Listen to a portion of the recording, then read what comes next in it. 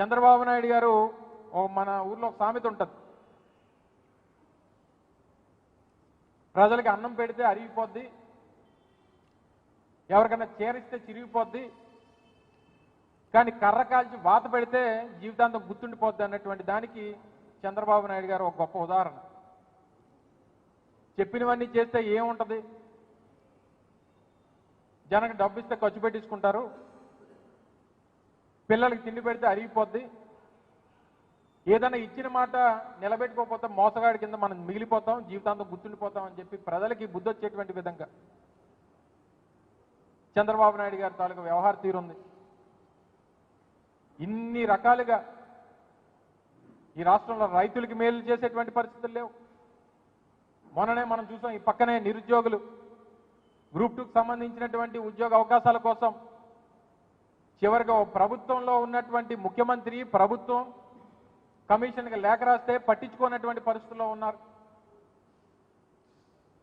వేలాది మంది యువత రోడ్ల మీదకి వచ్చి వారి తాలూకా ఇబ్బందులు చెప్పేటువంటి పరిస్థితి. తొలి సంతకం డిఎస్సికి దిక్కు దివాన్ లేదు. మొన్న చూశారు, మా చోడవరం నియోజకవర్గానికి సంబంధించి ఈ రాష్ట్రంలో మిగిలినటువంటి ఒక్క గోవాడ షుగర్ ఫ్యాక్టరీ రైతులు రోడ్డెక్కి ఆ ప్రభుత్వం నుంచి సహాయం అందక,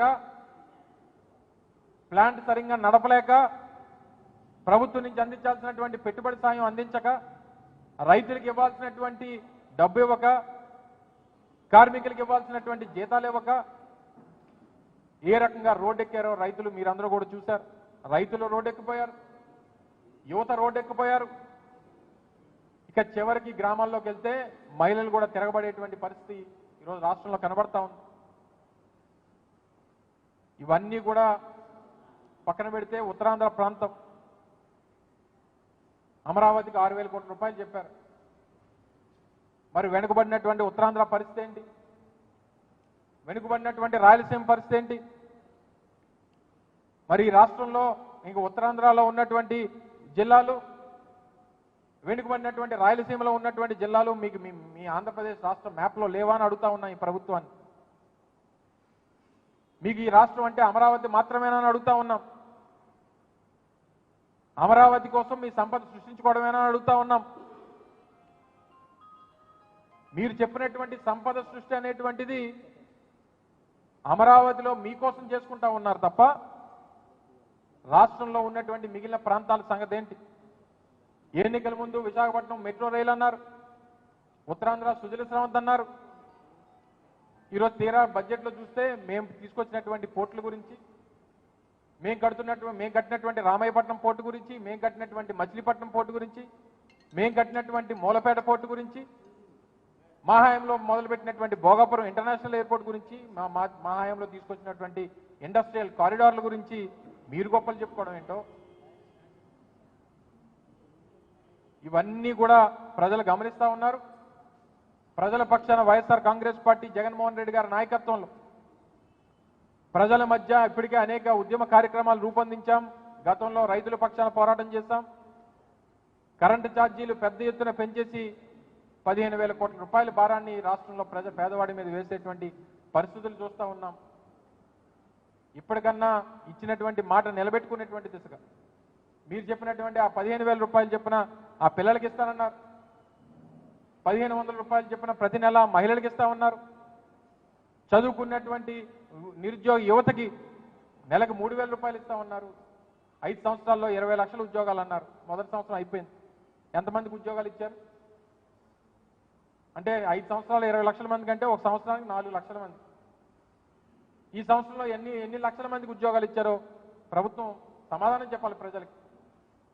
మండలిలో మా సభ్యులు అడిగితే ఇస్తామని చెప్పాం కానీ మేము చెప్పాం కానీ ఇప్పటికి ఇంక ఇవ్వలేదు అనేటువంటి మాట ముఖ్యమంత్రి గారు కొడుకు చెప్తా ఉన్నాడు. మేము చెప్పాం కానీ ఇస్తామన్నామా అని చెప్పని అడుగుతా ఉన్నాడు.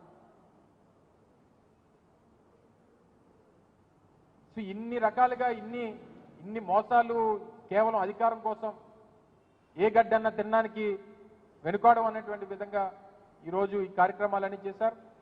తప్పకుండా వైఎస్ఆర్ కాంగ్రెస్ పార్టీ ప్రజల పక్షాన పోరాటం చేస్తుంది. ప్రజలకు ఇచ్చినటువంటి హామీలు ఏదైతే ఈ కూటమి ప్రభుత్వం ఎన్నికల ముందు చెప్పిందో, ఎన్నికల్లో చెప్పిందో, అధికారంలోకి రావడానికి చెప్పిందో వాటన్నిటి కూడా నిలబెట్టుకునేటువంటి విధంగా వారి మీద ఒత్తిడి తీసుకొచ్చేటువంటి కార్యక్రమం కూడా వైఎస్ఆర్ కాంగ్రెస్ పార్టీ చేస్తుందనేటువంటి విషయాన్ని తెలియజేసుకుంటూ ఎన్నికల ముందు ఒక నినాదం తీసుకొచ్చారు. Hello AP, bye bye YCP అన్నారు. ఇప్పుడు ఏం చేశారు? హలో ఏపీ కూటమి పెట్టింది టోపీ. ఇది మరి ఎవరు చెప్తారో, ఎవరితో చెప్పించుకుంటారో, ప్రజలు అనుకున్నటువంటి మాట ఇది. ఆ రోజు జగన్మోహన్ రెడ్డి గారిని ఇస్తున్నటువంటి పథకాలని అన్నింటినీ కూడా విమర్శించి అంతకంటే ఎక్కువ ఇస్తామని చెప్పి, మూడింతలు ఇస్తామని చెప్పి మోసం చేసి ఇప్పుడు హలో ఏపీ కూటమి పెట్టింది మనకు టోపీ అనుకునేటువంటి విధంగా ఈరోజు ప్రజలు అనుకునేటువంటి పరిస్థితి తీసుకొచ్చింది ఈ ప్రభుత్వం అనేటువంటి విషయాన్ని మరొకసారి ఈ సందర్భంగా తెలియజేసుకుంటూ ప్రజలందరికీ కూడా జరుగుతున్నటువంటి మోసాన్ని, చేస్తున్నటువంటి ఈ వంచనని గుర్తించాల్సిందిగా మీ ద్వారా ప్రజలందరినీ కూడా కోరుతా ఉన్నాం. Thank you.